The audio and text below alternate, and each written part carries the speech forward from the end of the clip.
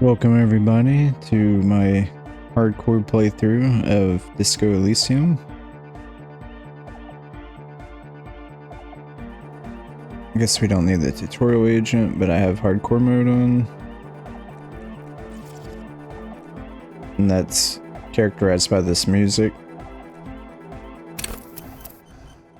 And we're gonna go ahead and create our own build. Let's see.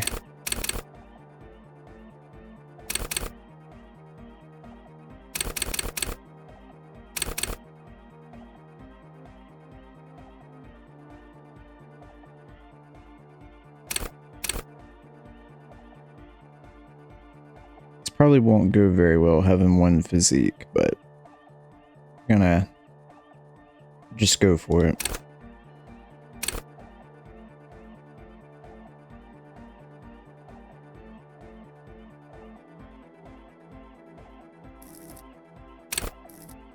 Set perception as our signature skill.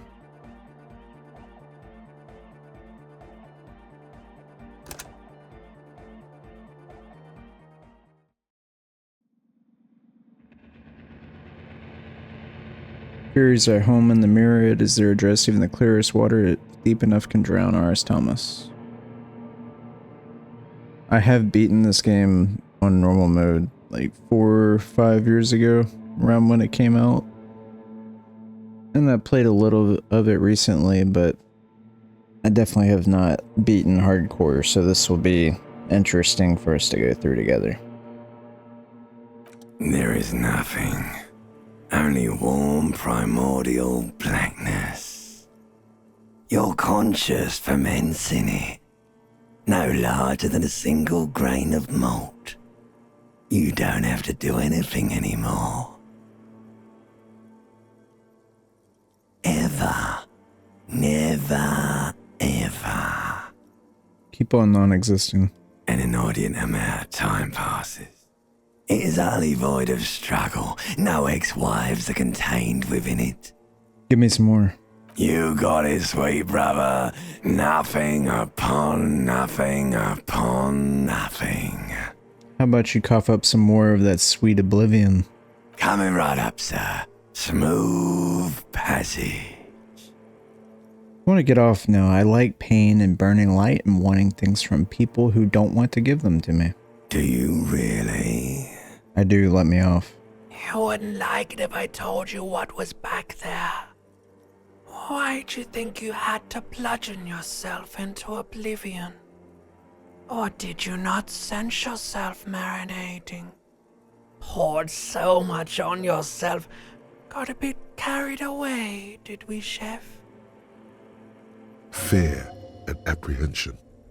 You should ask what's out there first. I don't care. I'm an idiot, a brave idiot.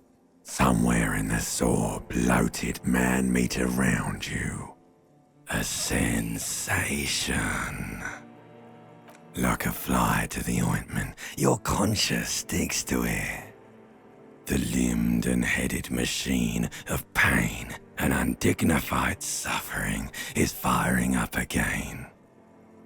It wants to walk the desert. Hurting, longing, dancing to disco music. You can take it. You're a champion. No, I am not scared. I am a champion. The stench of liquor rises from your mouth, and with it, an ungodly headache. Who am I? What sort of creature does this to their own mouth? A fiery streak penetrates your skull, trying to force your eyes open. It's a sound, a clarion call from hell. Somehow, you know what it is. A Caprice Canema motor carriage.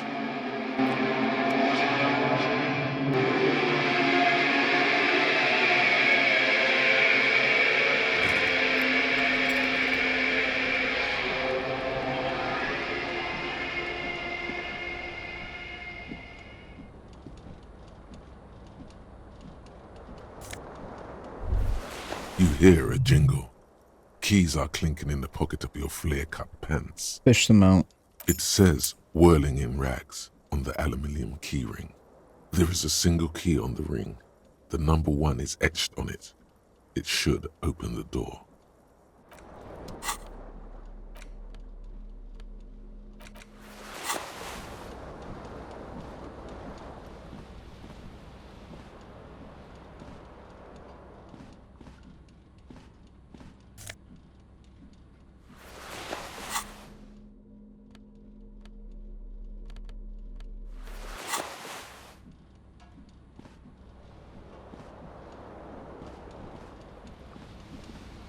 Alright, we're gonna run through this first area.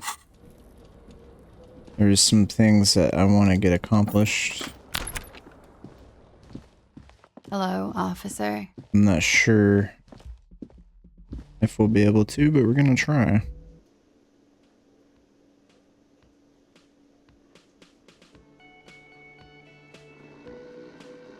I don't know what kind of character we're gonna play as either. This is just gonna be an adventure for all of us. Go ahead and save.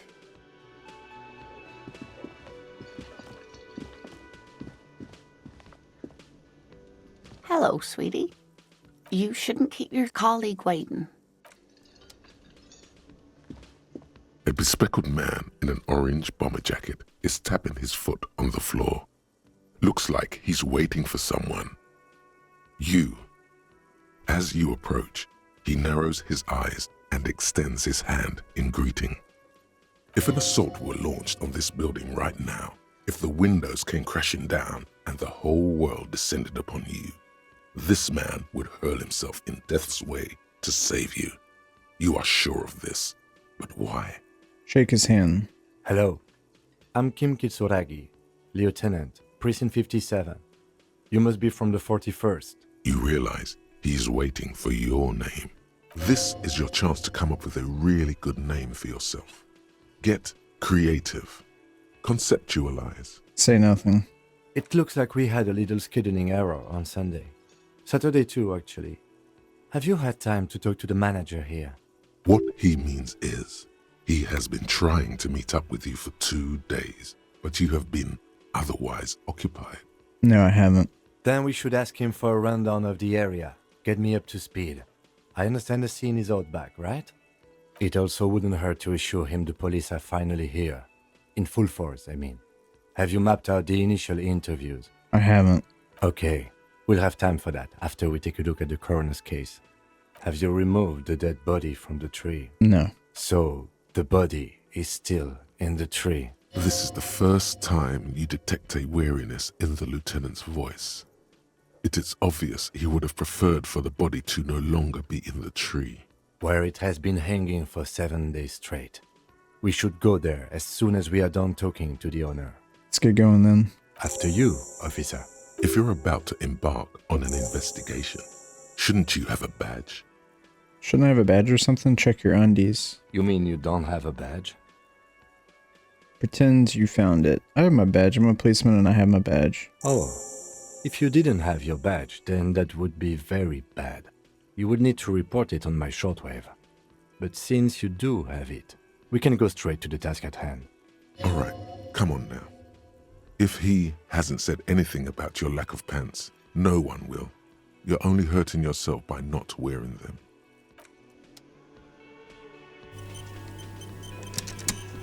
Hello, sweetie. Wait, who's Sweetie? Who's Sweetie? Why, you are, officer. No, Sweetie, look at me. Maybe I am. And have you found anyone to be sweet to? I don't know. Wink. Maybe I have. You rascal. I'm too old for you, and too married besides. Your advances haven't thrown her off one bit.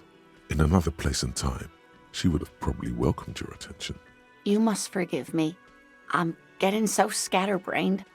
I completely forgot to introduce myself. I'm Lena. My husband Morel and I are staying with our friend Gary just down the street, but I come here for tea when they're away. Her eyes glitter over the rims of her glasses as she looks up, smiling. This Lena is wacky enough for the motley crew. Hire her on the the spot. I don't know if you noticed, but I don't know where I am, or what I'm doing, or anything. Yes, officer. You look rather dazed. Like a stunned fox. But surely things can't be that bad. Her eyes follow your movements with some concern. She won't judge you, no matter what you say. I drank so hard I forgot literally everything. Oh my.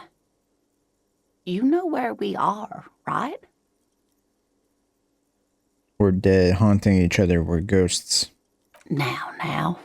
She tilts her head as she looks up at you with maternal solicitude. We are alive. In a hostel called the Whirling in Rags. And the Whirling itself is in the city of Revachol. Honestly, I don't know diddly squat about Revachol. What kind of place is this? How would I even begin to tell you?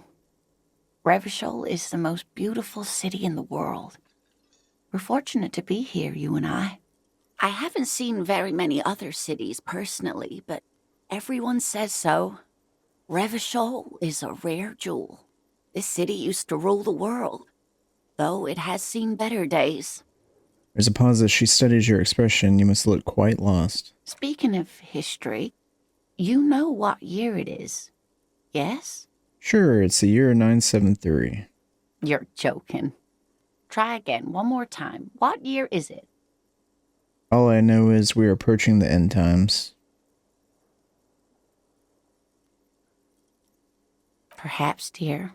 Perhaps. But for now, it's just the spring of 51. She is perturbed by your not knowing what year it is, but not by your mention of the apocalypse. It must be the end times. The lieutenant studies you, rubbing his chin. I'm beginning to suspect that you might indeed be completely adrift in this reality, thinks the lieutenant. How can it be that bad? Never mind. We're in this now. I can tell that this is taxing for you, so I'll just ask one more question.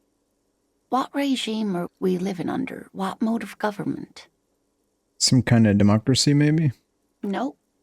Sadly not.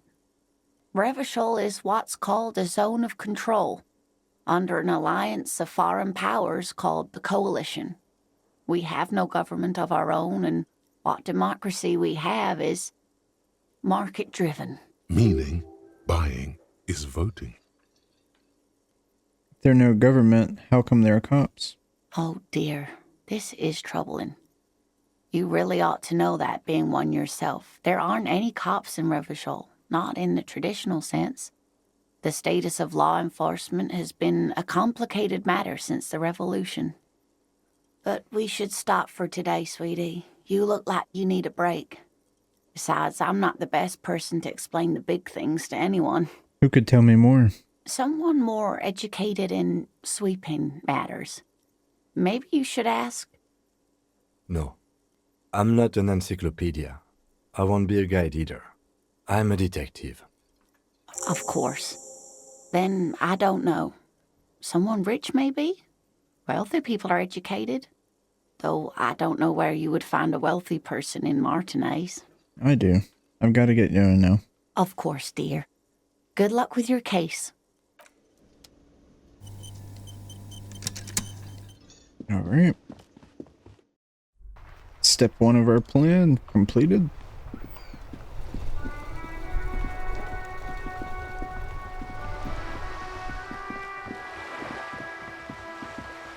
Let's go ahead and get this bag.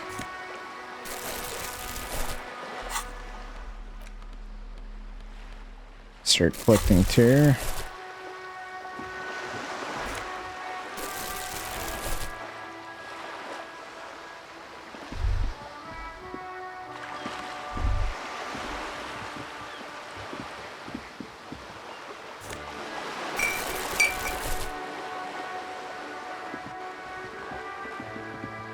I know I'm running by some.